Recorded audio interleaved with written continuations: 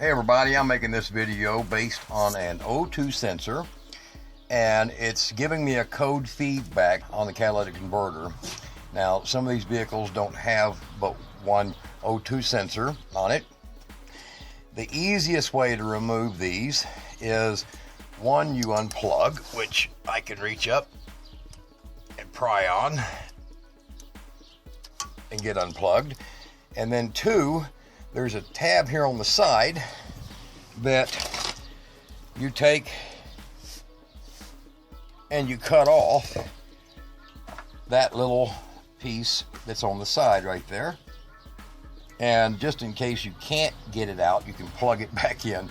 Sometimes you might not be able to get this out.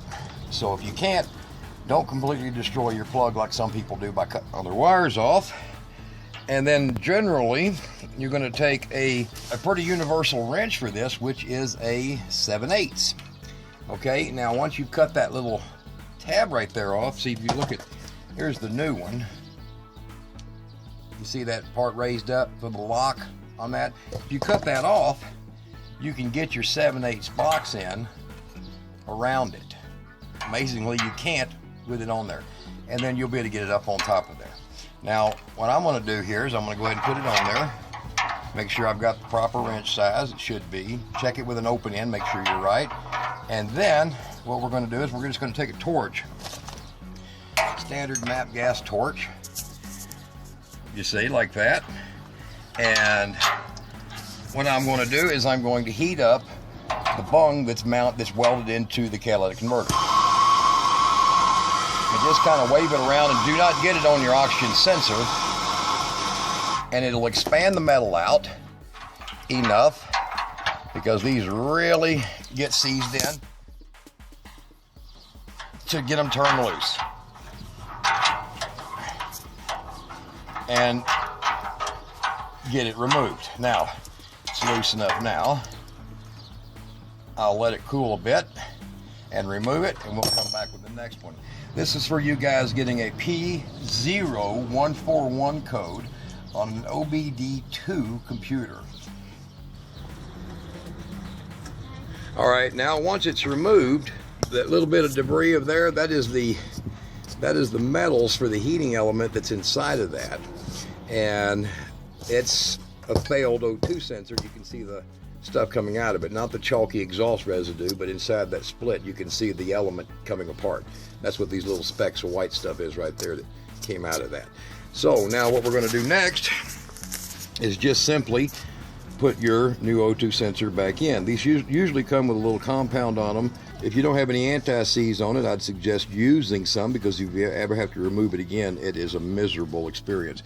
They will practically weld themselves in. So back up we go, and give it an easy, do not cross thread these, get it started here.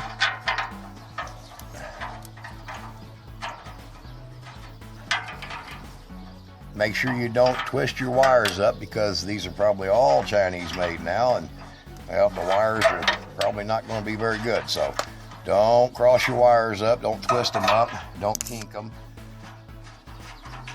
and get your oxygen sensor back in. And you're going to use an open end wrench. Now, I suggest getting you a long handled 7/8 in this case, and in some foreign cars you might find that they're going to be a 19 millimeter, and some of them actually are 17 millimeter, but pretty rare. Most of them are 7/8, even in some of the foreign cars, but pretty much all domestic cars will be a 7/8 if it's an OBD2 system, and some OBD1s too. So let's get back up in here, and you're not going to put what they call monster torque on this until you've been through a heat cool cycle. So I'm just going to crank it on there pretty decent like.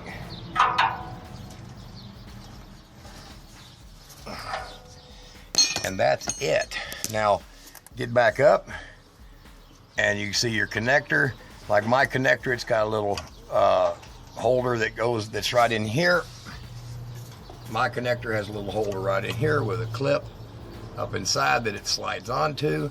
So easily put back in. A lot of the cars are pretty much the same in this neighborhood because it's a EPA standard that they go with. Make sure that you've clicked in solid, and then take your heat resistant tube and bring it back down on that, and then you can put your sensor wires back into place and you'll be good to go. And I suggest using a zip tie, because once you remove these, slide them out, sometimes they don't lock back. So all right, that's an O2 sensor on an OBD2 computer, and it's a pretty easy job on these Ford pickups. It's at the top. Some of them will be just in the side of your catalytic converter, but most of them are in the top. Pretty simple job, not too hard. Heating it up with the torch really makes a huge difference.